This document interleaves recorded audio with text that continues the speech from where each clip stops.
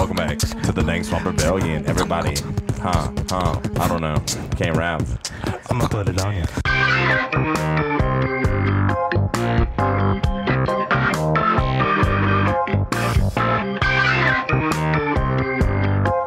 You're listening to Dank Swamp Rebellion. I'm always looking for new investments. Ever since I got my first job at the age of 9, I have put all my money into gold, which is currently at an all-time high. So I have a certain amount of money. I've said too much. It's another episode of the Dank Swamp Rebellion. We're back again another week. This is your host, Cody. It is super great to be back. Love you guys every single day of my life. It's what I live for. We got Tyler back with us again. What's going on, T. Tyler? I am still alive. I'm glad to see that. I did it again. I made it another week. And the best part about it is that we get to capture it live on the microphone. And I can listen back, even if I die, because that's how podcasts work. And Neuralink. I'm really glad that our latest episode, you got to talk about your detoxing through COVID. I think it brought a lot of perspective, man, of how people are so dependent on certain things in life. Yeah, absolutely. And you showed that, you know, a little bit of altitude, and like you said, putting the right people around you in order to have a support system, a solid support system, a non-faltering support system that really understood what you was going through is key. So, dude, super proud of you for that, and I'm glad you was able to share that, because I feel like before, maybe it would have been something you couldn't. Yeah, it felt like it surged through my whole entire body, you know. Like with vigor? Yeah. Speaking of vigor, we got Belligerent Phil here. What's going on, Belligerent Phil? I am back from the asylum. Let's do this. Well, I'm glad you got your meds again. Yeah, I was like, seriously, it's like I was gone last week. We brought in Alex, super cool guy. Hope you guys love him. I had to take a little week reprieve. Backstory: we all know how much you love Uncle Porn. Him and I were supposed to link up in Florida. Please do not tell me Uncle Porn died. No, he's still alive. He's still Thank with us. God, dude. Like, I was supposed to link up with him in Florida, which is where I went to refill my meds. Can you imagine Uncle Porn's funeral? Everybody has to walk up to the casket and give him a hand job. Like, you have to bury him. He's already fermenting with yeast, and then all of a sudden, a beer tree's going to blossom. His whole entire existence is yeast. Exactly. But anyway, go on, man. So it's on. A nut for the grave. In more ways than one. No, him and I were supposed to link up. We're going to do a one-on-one in Florida. We had a scheduling issue. I got back on my meds. I am back in town with another addition to the show with Alex, which is fucking awesome. So yeah, Alex is a good fit. We haven't had anybody since Halen, and man, Halen, we miss you, dude, and you are a great dynamic for the show. But having Alex on board has breathed a little bit of new life to us, and that's pretty good. It helps to not get stale in this. There's a similar smell to both of them too. It is, and a similar kind of look too. You know, they kind of always have that nothing going on behind the eyes thing. But yeah, I'm super stoked tonight because we have a guest on the show. Fuck yeah! Did you two know that we actually have a guest in the studio? I had no idea this lovely piece of female across from us right now. What's piece up? Of female? You can't say that. It's 2020, the Me Too movement. So we have Bayou Terrebones, the Bayou Terrebone chapter head local anarchist, Simone Crochet. How's it going? So, is that what I'm supposed to label? Like, what's your title? What do you want me to call you? It doesn't matter, man. I mean, you know, I'm just straight out the trailer park, bro. Just straight out the trailer park. That's good. Just keep it organic. Question is, this is for our local listeners. So north or south? Ooh, man, south. Oh, good shit, man. So how you been? What's going on? Yeah, pretty good. I mean, I'm hoping to bring a new smell here. You know, you smell a tad better than the other two. Phil hogs up a lot of the smells around here, and it's refreshing. It's yeah. good. He's the Biden of the podcast. He'll whiff a smell out of the air right now. So many people said, "Have you seen the debate? Did you watch the debate?" Did you watch and it? I said, "I watched two old guys about to throw their diapers at each other." That's what I fucking saw. I was gravely disappointed. Now, before we get started on the debate, I want to get something straight. This is strictly the four of ours opinion on this. Okay, this is what I felt while I was watching the debate.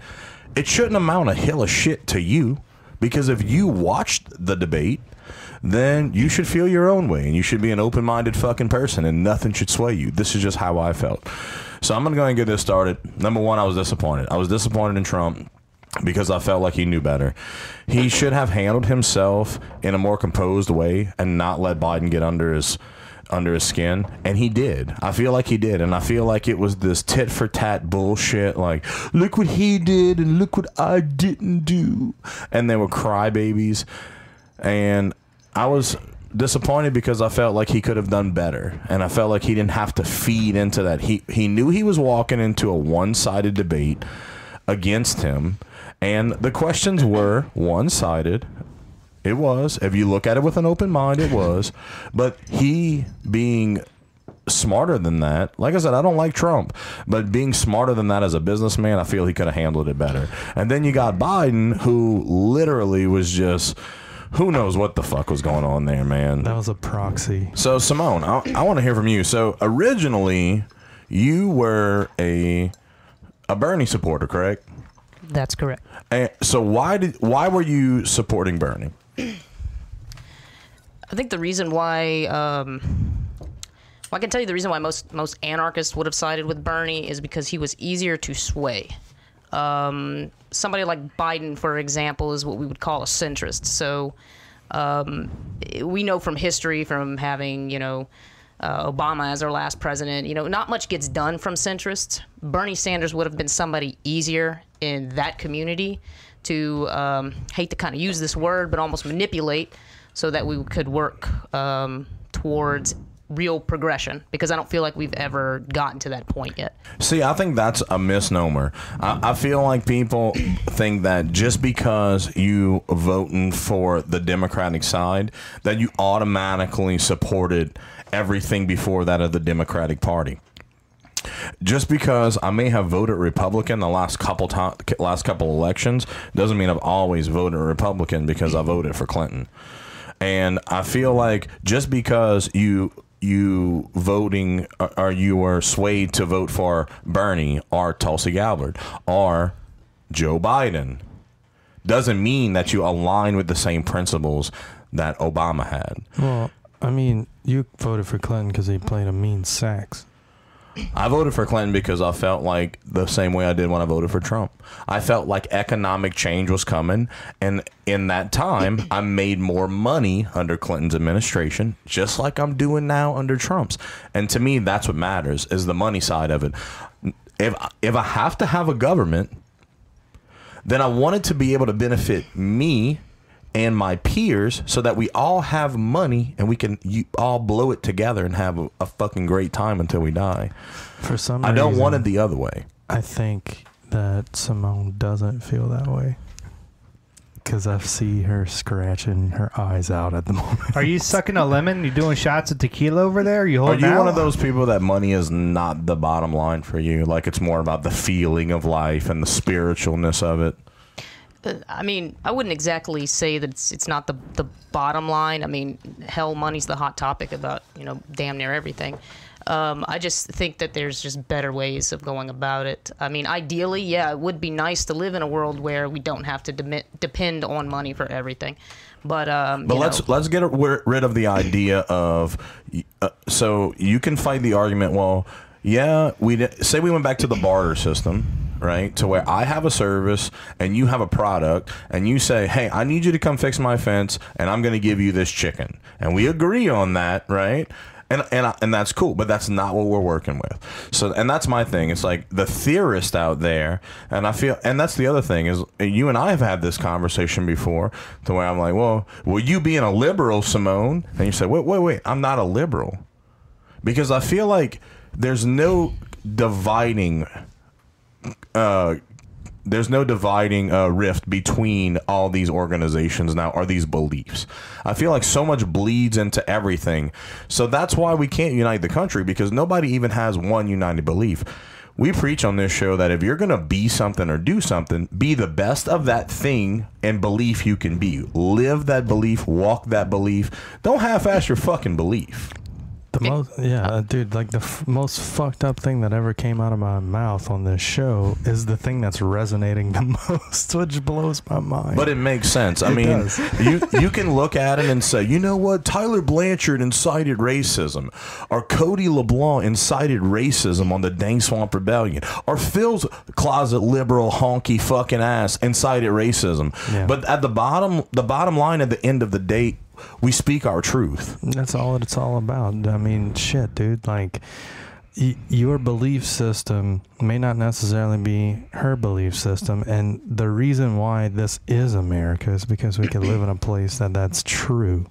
The problem that we're having a lot of these times is no one has a fundamental truth anymore. And that fundamental truth should be this, is that her and I might have conflicting ideologies on the way things should run, but never have we gotten violent. No. Or angry with each other. Tune in next time where violence accrues and Phil gets his tits ripped off. Sponsored by NordVPN. Well, I think the biggest polar opposites are sitting across the table right here. Absolutely. Why you guys set me up for this, man? I just to piggyback off of what you said earlier, though. That's why I don't really like to throw the whole anarchist label around, because I don't feel like it's important. You know what I'm saying? Yeah. But one of the key foundations in that belief is the importance of community, and it's one thing that you can't create unless you can communicate. So, you know, people need to be able to talk about things, and even if it's your differences, you know. And I think that's something that we're definitely lacking in this day and age, because everybody on both sides are so easily offended by everything, and they're so one-sided that, you know, coming to a solution is just, you know, never in question. It's a byproduct, because we are feeding the machine, and the exact example is what happened last night at the presidential debate. Think about that shit. So many people were tuned in, not because they wanted to hear what the party they represented had to say, but they wanted to hear the bullshit between the two, which they definitely gave them. And boy, they got more than a mouthful of bullshit. We all did. There was a whole lot of that, and I'm telling you, it had its moments. Trump's dick joke was pretty fucking cool. A lot of people didn't catch that, about how he lets Melania climax. He sure slipped that one through. Did y'all call that? Oh, I caught that. He goes, and then Biden. He said, "Let him finish," and Biden says, "That never happens." He goes, "He don't know how to do that." And Trump snickers and says, "You'd be surprised." It gets to the point where Biden's like, "Would you shut up, man?" I mean, both of them start. It's so bad whenever both of them start arguing with the mediator. You know. I'm gonna tell you where the wins and the losses were for each. The win for Trump is whenever Chris says, "President Trump, when it comes to the economy, you said that the economy is in a V shape. And President Biden, you said it's in a K shape." And Biden did say that. It's in a K shape. What the fuck is a K shape? So it's a smaller V, but straight down, and then... no, dude, I know how to read and write. I feel you on that, but I'm just saying. So the economy came to a halt like a wall, and it all plowed into itself and built up all the way straight. Yeah. And then the middle of that economy decided part of it's going to go up this way, all the way to the top, and then the other part's going to go down this way. And so it's a false positive negative, like Phil was talking about 16 episodes ago. You forgot about the critical point where a K, when you get to the first bar, there's a big jump where nothing happens, and then the other part of the K starts. So that means that there was a point in time where time itself stopped. It might have been when like the Flash was running backwards or some bullshit. You never know. Theory keeps on fucking up the timeline. It's like, my question is like, was it a capital K or a lowercase K? Because if it was a lowercase K, we're talking a whole different angle of trajectory of stocks. You're the fucking graphic design artist. So you should know. You should know. Thank you. So Simone, what do you feel at the end of the day is the answer? So obviously you're not supporting Joe. Is your vote swayed the other way? Where do you stand now? Boy, I'm probably going to get some backlash for this, but I'm not voting at this point. Oh my! I because, can't say I blame you. What is it? South Park's season 8, episode 8 or something. You get to choose between a turd sandwich and a giant douche, and I feel like this is where we're at this point. Yeah, absolutely. I mean, if I got to sit here and basically watch two old farts fight over the last tapioca pudding in the community refrigerator at the nursing home, and that's what I'm being dealt. That's shit. It's pretty sad that at this point I'm starting to see Biden supporters and Trump supporters turning on basically turning on them, because it's like this is what we're being dealt. But the difference is that a lot of the Trump supporters, who are the silent majority, who are like me, who don't give a fuck about the stupid fucking debate, because I knew it was going to be a clusterfuck, because once again, I'm an open-minded person, and it matters because I make enough money to where it affects my taxes, because I do pay less taxes now because I make so much fucking money with my nice white privileged job, that it matters to me where my vote goes, because the socialist economy is not going to do it. And the thing is, capitalism is a problem, and it's not perfect, but there's not a better option at this point, because it will not work, because you would have to kill off an entire population of shitty people. You would have to wrangle up those people, murder them all, in order to stop that lineage of shit people that are in the U.S. in order to have that. You would have to have 100% where everybody's honest and good. And everyone. And I will tell you that capitalism is indeed a far cry from, feudalism, which is what we had prior to that.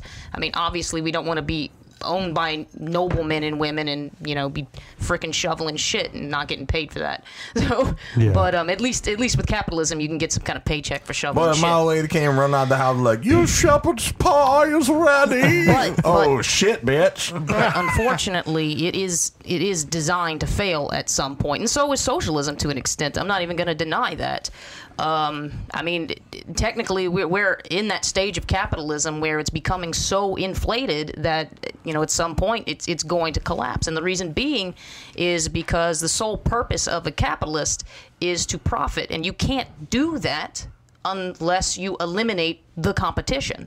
So, and I guess that's something I never understood about pro-capitalists, is that a lot of pro-capitalists will, well, I'm for small business and all this stuff. But if you're for small business, capitalism seems like the wrong direction to go, because you're going to have big companies like Amazon and Google who are going to monopolize to eliminate the competition so that they can continue to consume, and small businesses are going to be a thing of the past. We're seeing it happen right before our eyes. Same thing with automation. You're going to see the worker be replaced with automation, and all of this is done so that they can continue to capitalize and profit more. So, like, mass poverty is basically going to be the future of all this until it just engulfs itself and no longer exists. It makes sense, dude. I mean, I feel that same way too, because there's always going to be something where there's too much of a good thing, and too much of a good thing will absolutely destroy itself. So if you look at it from the perspective of the design itself is meant to destroy everything in its path, so that it could consume more and be more profitable. So there ultimately will be a point where you have one central business that does everything. And that's called a monopoly, but you have something called a monopoly fee that we pay. Exactly. In case that's a problem. And if you pay the monopoly fee and pay the $200 because you go to jail or whatever the fuck it is, still suck at Monopoly, but whatever. Did not pass go, did not collect $200. You just pay that fee and then you win.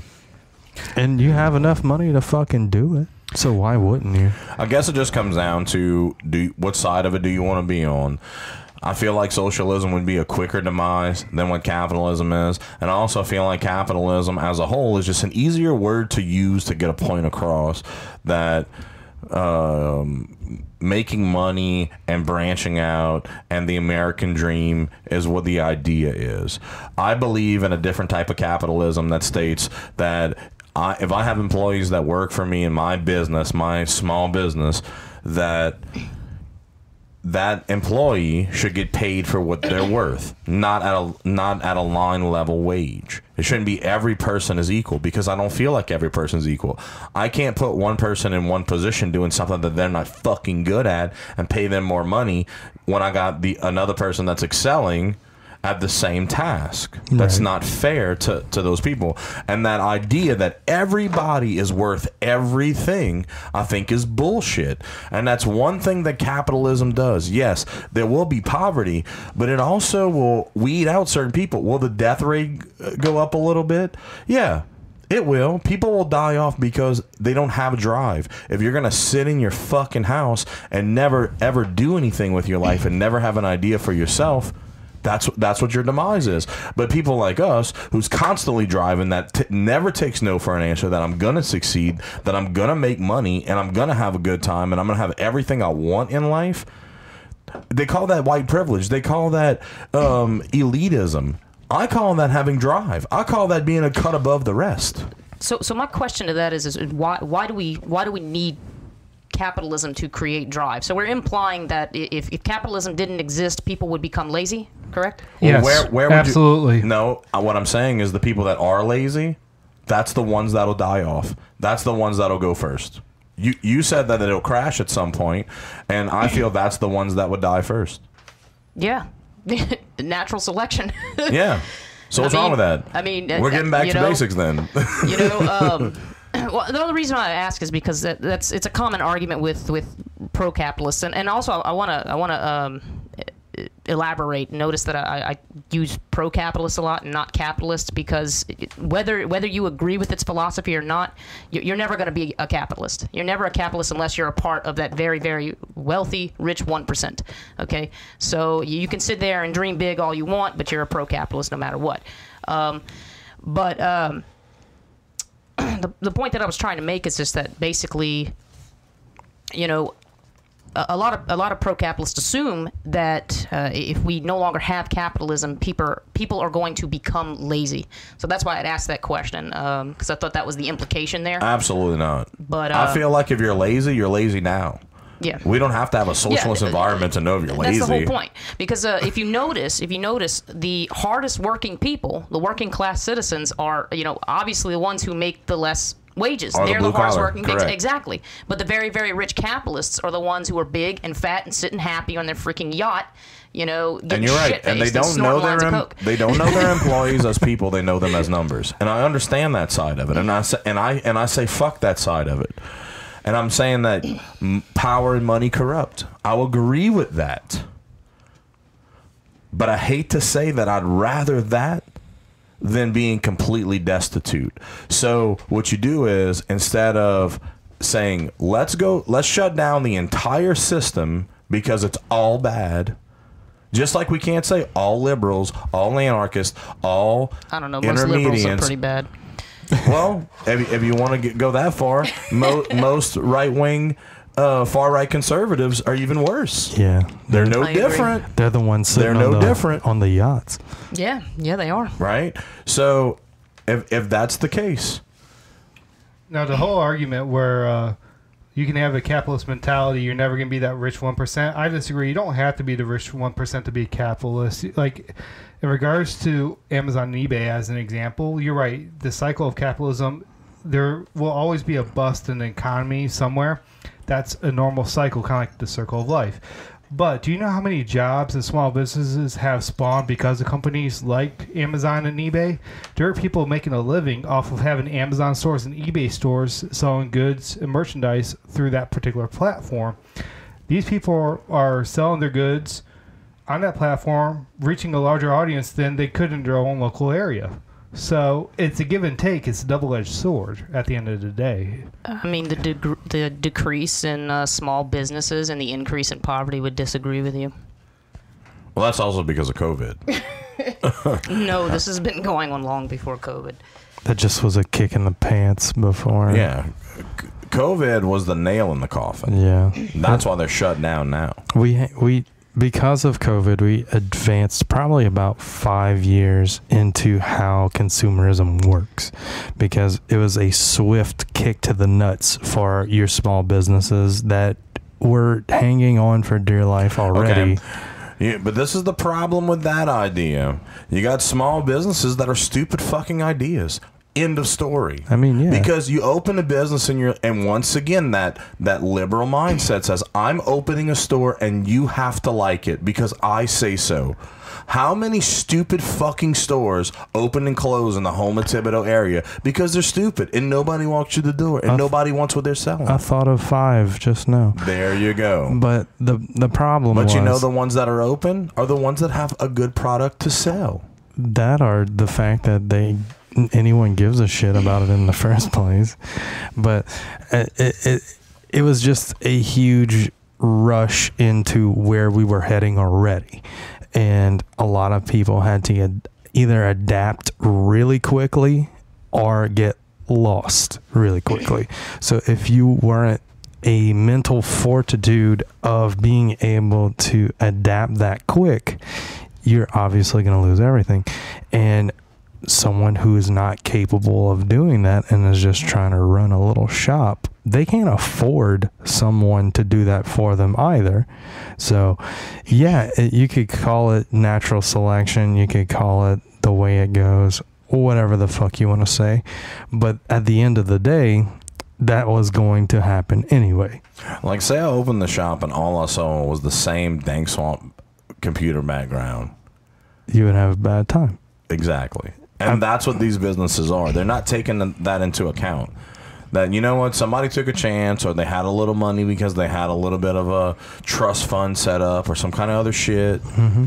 And they just don't have good ideas. No, they just already had the capital to back it. Let me put it to you this way, where these big businesses hurt smaller business, okay?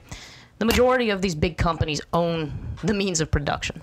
Okay, so that means that they can buy out materials, they can, buy out property, things like they have access to things that these smaller companies don't have access to. And because the whole idea of capitalism is to eat up competition and profit, that's exactly what they do. They consume as many of the resources as they possibly can, so that smaller companies like your mom and pop shop do not have access to these things. So, let's say Ted here decides to open up a bicycle shop, okay, and he hand makes bicycles or whatever, he doesn't have access to cheaper materials, so he has to increase the price in what he sells. He's going to have more expensive things. And you see that. You'll see that with boutiques and all these smaller businesses. They tend to have more expensive product than if I were to just order something from Amazon or go into a Walmart or something like that. And the reason why is because these big, huge companies, they have access to things that these smaller businesses don't and probably will never have access to, because they either basically slap their name on it or have ownership of the thing, and after that they don't really have any access to it. So that's just one example of why I have a big problem with I feel like big business is not helping small business. But the debate on that is once again, is his bike shop in an area people will pay more for a high quality, high materialized bike if that area has a bunch of biking going on. If you open a bike shop and people ain't into biking in South Louisiana in 110-degree weather with 100,000% humidity, it's not gonna fucking work. And that's and I the agree thing. with that. They always say location. Well, and it's also the idea that you have.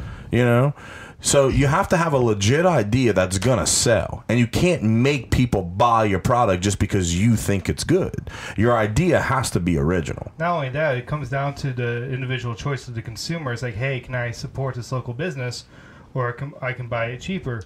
We're not shaming the individual. That person has the freedom to choose whether or not he or she wants to purchase that good or service locally. If you are truly into a hobby or into your business or whatever it is, if the local cat is making a superior product than the cheaper product, you're going to go with it because it is an investment in your business. And again, that's the way it works. If I'm really into fishing, which I am, I'm not going to go to bullshit Academy and buy a rod when I can go to Captain Billy Ellenwood in Dulac, Louisiana, and have a hand spun rod with my name in it, and it may cost me $700. But you know what's the difference is I don't have to buy a rod every year. I have a lifetime rod, so I'm willing to do that. And that's all I'm saying is this guy has a rod shop in the middle of Sportsman's Paradise, right? Mm-hmm. It relates, and he has a good product, and he can sell them for $700 a piece, and he can keep his small business open. But the other unfortunate reality to Billy, Ted, Ed, and Dularge or whatever, Get the name right, is marketing too. A lot of people aren't going to know that he has a shop out there. He's not going to get as many customers. I mean, sure, he may make a great rod and all that stuff. They know now. But yeah, I guess they know now. But the unfortunate reality is another thing that these big businesses have access to is marketing and advertising that these smaller companies don't have. So a lot of people don't even realize their business exists. How many times do you see that here, where like there's this really awesome business, has a great idea, they're in a decent location, but nobody knows where the fuck they are? Well, dude, okay, so the reason why I'm even doing anything for myself in a business sense is because exactly what you said. I'm working with smaller businesses and helping them with their graphic design needs, which is, online presence for the most part, and their marketing stuff. So as soon as you display your value for a small business like that, within their means, you can operate for them, which in itself is a good thing for capitalism, and I make it work for me. So the big piece to the puzzle here is how much can you display your value for other people.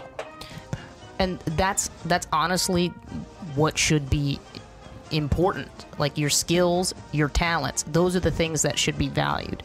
And unfortunately, a lot of times it isn't, because it's basically put on the back seat because is it going to make me enough money? Advertising is not the key, because just with what we're doing right here, we've sourced other people in order to get our name out there, to get listens all over the globe. Not just the state, not just the Gulf Coast, but all over the globe. And that is because we had the want. We wanted it bad enough. If you have a small business and you don't seek out members of your community, other like-minded businesses that have the same mission statement, in order to cross-pollinate, that's on you. That means you didn't think of it. If you didn't think of that, maybe you shouldn't have had a small business to begin with, because we did. Like, here's the crazy thing.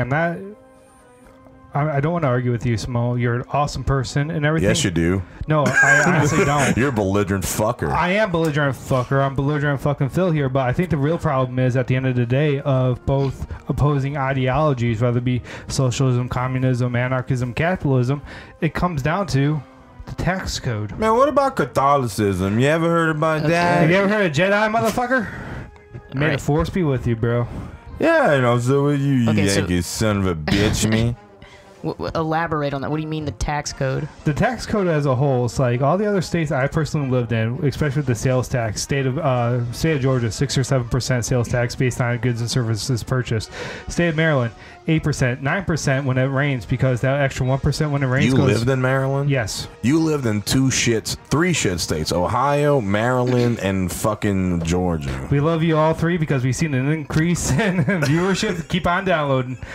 And by meaning fuck you, we mean fuck you, California. Thank you for the listens. But thank you for the 54 listeners. While we're saying that, we want to give a big old fuck you to Dallas, Texas, man. Dallas, Fort Worth area, dude, y'all love us, and we want to say fuck you to y'all. So our number one city that listens is New Orleans. So shout out to the home city. Thank you, New Orleans. Sorry, Orleans Parish, that you're still in phase 2 of COVID because of Latoya the fucking Destroyer. And our second highest listened to city is Dallas-Fort Worth. And we want to give a shout out, fuck you to you guys. So awesome job. Keep it up. Also want to give a shout out to India. What's up with India? Dude, India loves weird. us. I'm looking at the map we're right getting now. more. They're listening more every day. It's insane. And guess where? In Kerala, where our hearts went out to them when they had the monkey problem. Oh, yeah. Remember that? They had to buy those bear suits to ward off the monkeys? I think that's the first time any journalism has Ever been done on that country? Legitimate journalism, not It the was BBC. legitimate. You know, legitimate journalism came from the Dank Swamp Rebellion. That's So, amazing. yeah. Big Guys, shout out to all you guys. thank y'all so much. Thank you so much for Thanks for all the listening. dots. It's it feels good that your heart's with the rebellion. You joined the cause, and not only were we surprised, but we're also extremely grateful. So thanks. So what exactly do you want out of the government? I mean, my whole thing is at this point, you're not going to reform the government, okay? The government is so influenced by big money. Reforming is out of the question. At this point, I think that we're heading more towards a revolution.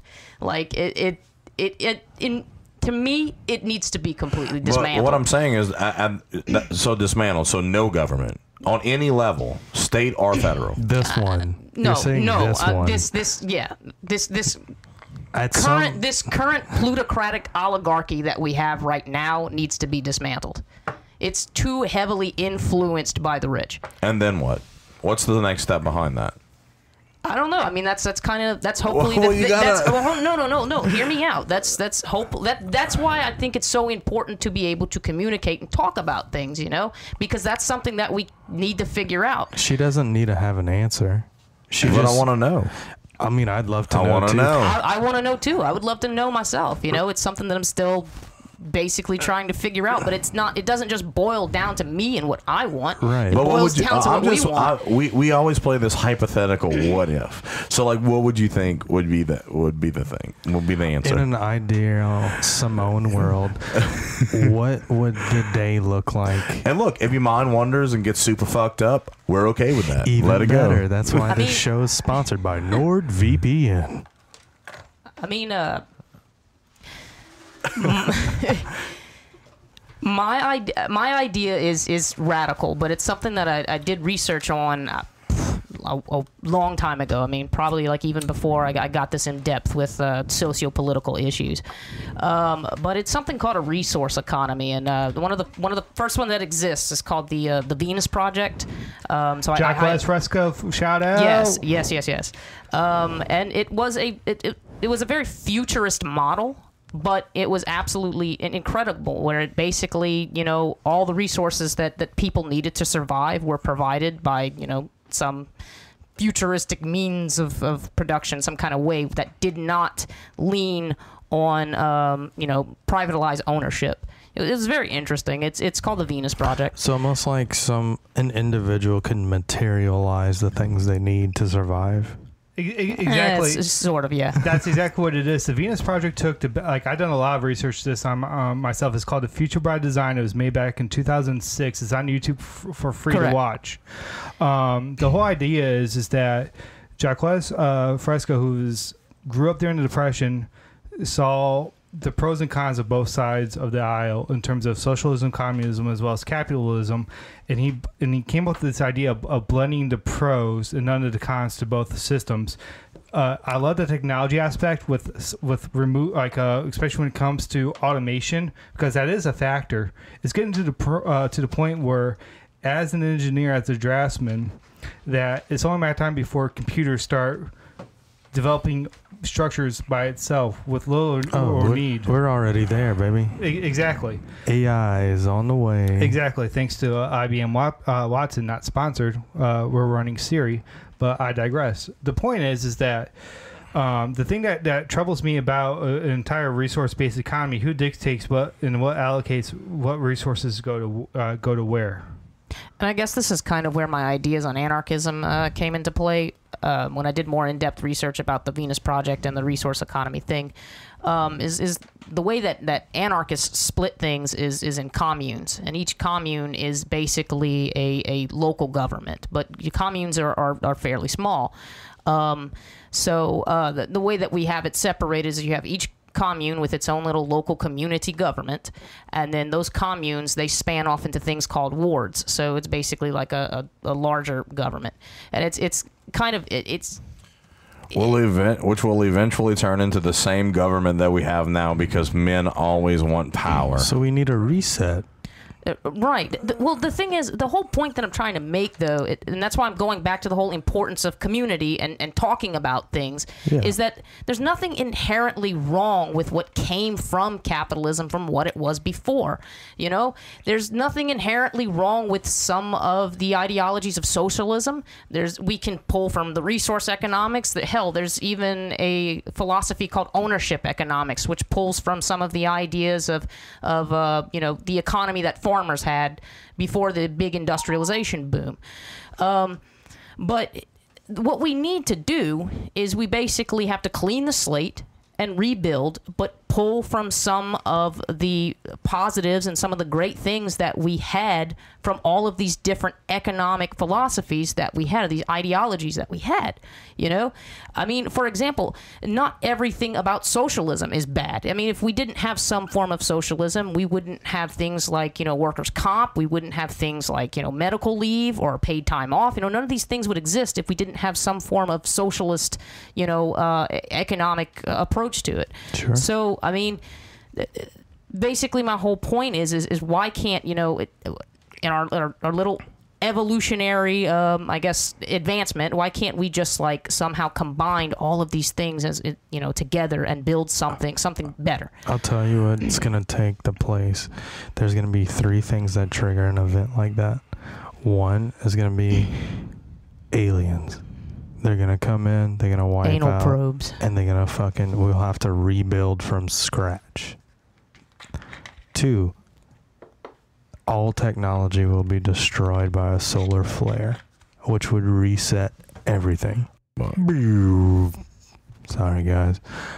That's the other one. The third one is, like you stated, capitalism imploding on itself to where it becomes a complete sham of a fucking, it's going to destroy itself from the inside. Those are the 3 things that would stop the tracks of where we're heading. But in that environment, don't you have to like other people? Don't you have to like your neighbors? Don't you? And that's my thing. This is why it'll never happen, is because there's always going to be people like me who are independent, who's like, you know what? I'm going to do what I need to do to survive, and the people that are lacking behind, you're going to get left in the dirt. Well, I mean, then that just means that humans are just, basically designed to just fail. That's what that sounds like. That's okay. And the sooner you realize that you need to depend on other people to make yourself happy, is the sooner you realize that. But it's depending on the right people, not every person. There you go. That's the thing. But that's the whole point. Fucking said that That's not socialism, though. No, it's not. Socialism is depending on socialism is depending on everyone equally. No, and saying that they all have enough in them to be equals in society, and sucks. People don't. That is not a good way to look at it. And you could, like she said, you could take the bits of the things that you do feel like could work, and you combine them into one thing, which is an alien anarchy. An alien ant farm anarchy. But more importantly than all of this, either side or the in-between or the in-between that, the more important thing to remember is that Carol Baskin is no longer on Dancing with the Stars. I knew there was a segue coming, and I thought it could have been shout out to Fort Worth or shout out to India. But that one's pretty good. We already did those shout outs. Shout out to India. Sometimes you got to reinforce the love, and you know all about that. Thank you for the dots, the Dippin' Dots. But that's actually a fact. NOLA is our number 1 most listened to city, and the DFW area, Euless, HEB, Bedford, Hearst is the actual. There's also really another awesome shout out we need to do. So Daniel Mary from 92.3. He hit us up today and said, hey guys, just wanted to let you know you've been nominated for the world's best podcast. The world's best. Hey, you know what? No. Let him go. He's rolling. Keep going, Tyler. And okay, the best local podcast. Okay. Why are you selling yourself short like that? We are the best. I felt very uncomfortable. though we are listened to worldwide. Yeah, it was an honor because no one submitted for that shit that we know. So if you did that, if you listening right now submitted us to that show, please hit us up because we got something for you. We have a package for you. We have something for you. And we super appreciate it. Like, it's fucking awesome, guys. We're stoked. So we've been nominated for the best local podcast on 92.3's The Woody Awards. And all you have to do is go to the provided link. Which is an awesome show, The Woody Show. Yeah. Listeners, if you have not checked out The Woody, go check it out on 92.3.com. Super good. Good. Very, very good. It lines up pretty well, right? Yeah. So all the local guys around here are pretty tight, just like we are. So all you have to do is go to the link we provide, and you'll be able to go vote for the Dank Swamp Rebellion as your best local podcast. And I just want to let y'all know there's also other things you can vote on there. Sure, absolutely. They have the best burger for a hangover. I just want to let you know I am endorsing Dot's Diner. That we're not sponsored by Dots. I'm just saying I've been hungover a lot, ate a lot of burgers at Dots, and Dots is the shit. That was the cure. Yeah. Dots is great. You know, I still have to vote for him, but I'm going to have to give him a try. So next time we over out that way, we're going to have to stop by. I definitely show him some love. And the thing is, I buy a shirt every time I'm in there. Really? Every single time. Threw up on the last one. I threw up on the last one. You owe us a shirt then, dude. So there is also a category for snowballs. And my nomination's going for Missy Lanes. Yeah? Hell yeah. It just sounds sexy. Like Elaine on Taxi from back in the day. She might have started taxis. I don't know. She has one of the best snowball stands I've ever been to. La Rose down the Bayou. What's your favorite? Speaking of down the Bayou, is Grom still open, Bab? No. Oh, the hurts Grovo's heart. But Simone, I'm glad we talked about that stuff because one thing that I've always liked about you is that even though we have conflicting ideologies, we can always have a really cool conversation about it, and we can always find some common ground in it, even though we don't agree on everything. And I commend you for that. And that's one thing that when you start to take a side and put yourself in those boxes, left, right, libertarian, whatever the fuck it is, that's when I feel like emotions get heightened and you start to not think as clearly, and you don't know how to to differentiate. So I appreciate that in you. I really do, and I thank you for that. And I thank you for being open with us and letting our listeners know what's up. That's a cool take on a way to look at it. Yeah, I mean, that's the goal. I just I don't want to create any battles with people. I'm sure none of you do. Like there's not enough coexisting. What happens next? Well, what happens next is we want to thank you for listening to another exciting episode of the Dank Swamp Rebellion. Tune in next week for something else that's fucking awesome. That's better than the week before, because that's all we ever get is better and better and better. So we thank you for being part of the Rebellion and have a good night.